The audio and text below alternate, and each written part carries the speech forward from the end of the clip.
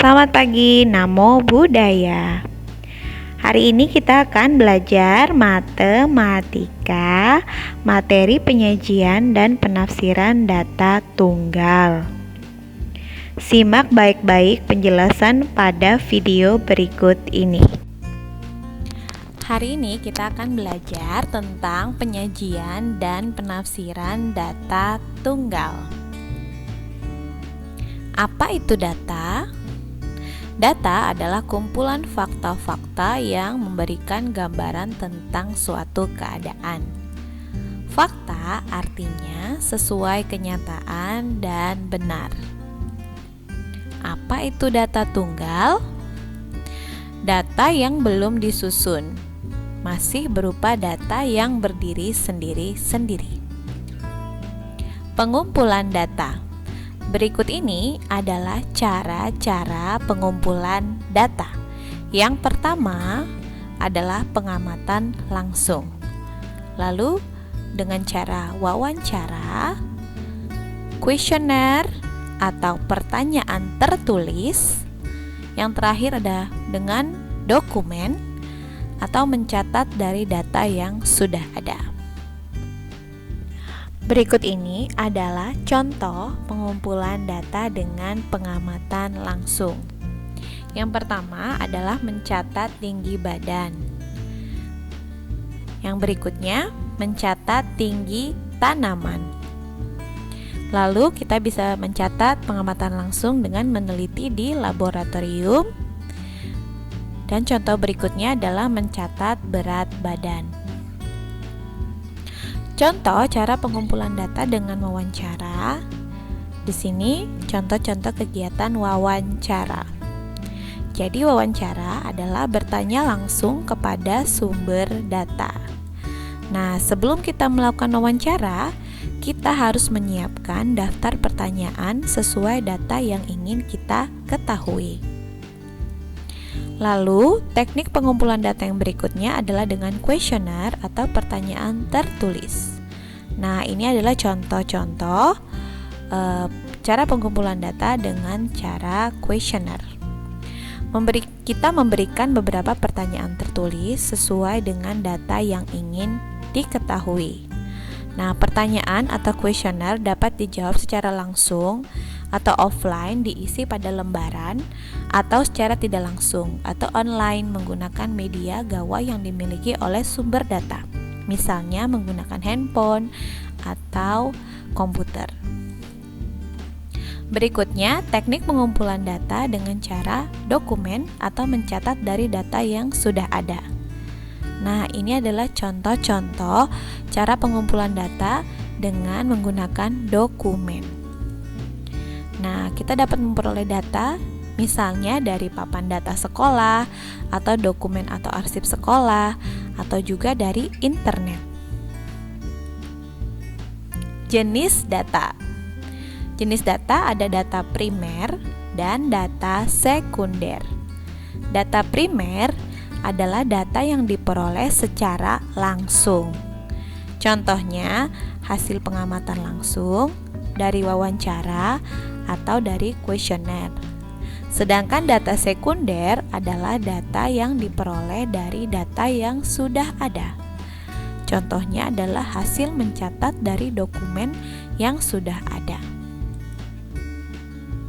Data berfungsi untuk acuan atau dasar dalam sebuah perencanaan dan sebagai acuan untuk mengambil sebuah keputusan. Penyajian data. Data dapat disajikan dalam berbagai bentuk. Misalnya yang pertama, dalam bentuk kalimat atau narasi. Contohnya, di kelas 5A terdapat 30 siswa. Terdiri atas 8 siswa beragama Kristen, 4 siswa beragama Hindu, 12 siswa beragama Islam, dan 6 siswa beragama Buddha. Jadi ini adalah contoh penyajian data dalam bentuk kalimat atau narasi. Yang berikutnya adalah bentuk penyajian data dalam bentuk tabel. Ini adalah contoh penyajian data dalam bentuk tabel. Jadi misalnya data kelas 5A tadi kita buat dalam bentuk tabel. Di sini ada kolom nomor, agama, dan banyak siswa. Pada agama kita isi dengan Kristen, Hindu, Islam, dan Buddha. Lalu pada kolom banyak siswa diisi dengan jumlah siswa berdasarkan agama masing-masing. Misalnya Kristen 8, Hindu 4, Islam 12, dan Buddha 6. Yang berikutnya, data dapat disajikan dalam bentuk diagram. Diagram terdiri dari berbagai jenis, contohnya diagram garis, diagram batang, diagram lingkaran, dan diagram gambar. Membaca data. Membaca data artinya melihat dan memahami isi dari yang tertulis. Lalu menafsirkan data artinya menggabungkan hasil analisis dengan pernyataan atau kriteria untuk menemukan makna dari data. Pada bab ini kita akan belajar bagaimana cara membaca dan menafsirkan data. Berikut ini adalah data tinggi badan 30 siswa kelas 5 SDN Pesanggerahan dalam sentimeter. Nah, contoh data yang kita lihat ini adalah contoh dari data tunggal. Di sini ada data tinggi badan dari 30 siswa. Nah, kita dapat tentukan di sini yang pertama adalah data terendah atau tinggi badan yang paling rendah. Dapat terlihat di sini nilai yang paling rendah adalah 124 cm. Jadi data terendah adalah 124. Lalu data tertinggi di sini adalah 147. Lalu dari data ini dapat kita susun, kita urutkan dari yang terkecil sampai yang terbesar. Yang pertama yang paling kecil yaitu data terendah yaitu 124, lalu 130, yang berikutnya 134. Kita dapat coret data awalnya supaya kita tidak lupa data mana yang sudah kita susun, yang mana yang belum disusun.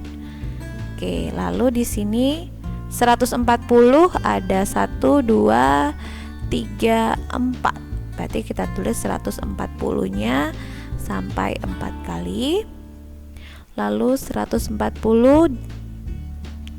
urutan berikutnya adalah 141.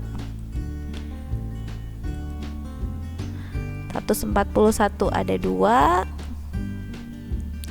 Lalu 142.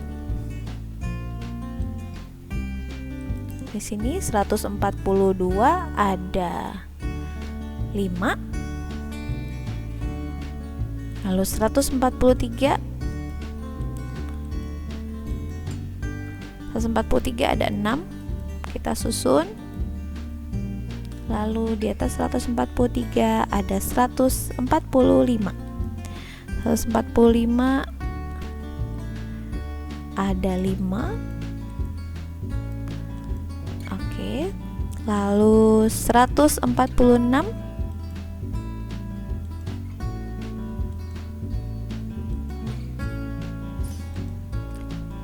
Lalu di sini terakhir ada 147. Nah, ini datanya, data tunggalnya sudah kita urutkan dari yang terkecil sampai yang terbesar. Oke, data tinggi badan setelah diurutkan jadinya begini, dia disusun dari yang terkecil sampai yang terbesar. Nah, jika ada pertanyaan, yang pertama, banyak siswa yang memiliki tinggi 124 cm. Nah, kita sudah dapat tentukan di sini bahwa tinggi badan yang 124 cm dimiliki oleh satu orang siswa. Misalnya pertanyaan berikutnya, banyak siswa yang memiliki tinggi 140 cm. Di sini dapat lihat di datanya yang memiliki tinggi 140 cm adalah 4 orang siswa. Lalu banyak siswa yang memiliki tinggi 143 cm. Di sini 143 dimiliki ada 6 orang siswa. Lalu pertanyaan berikutnya, banyak siswa yang memiliki tinggi lebih dari 143 cm. Artinya tinggi badannya lebih dari 143 cm. Berarti tidak boleh di angka 143 di atas ya. Berarti di sini dari 145, 146 dan 147. 145 ada 5 orang, 146 ada 3 orang, dan 147 ada 2 orang. Totalnya adalah 10 siswa.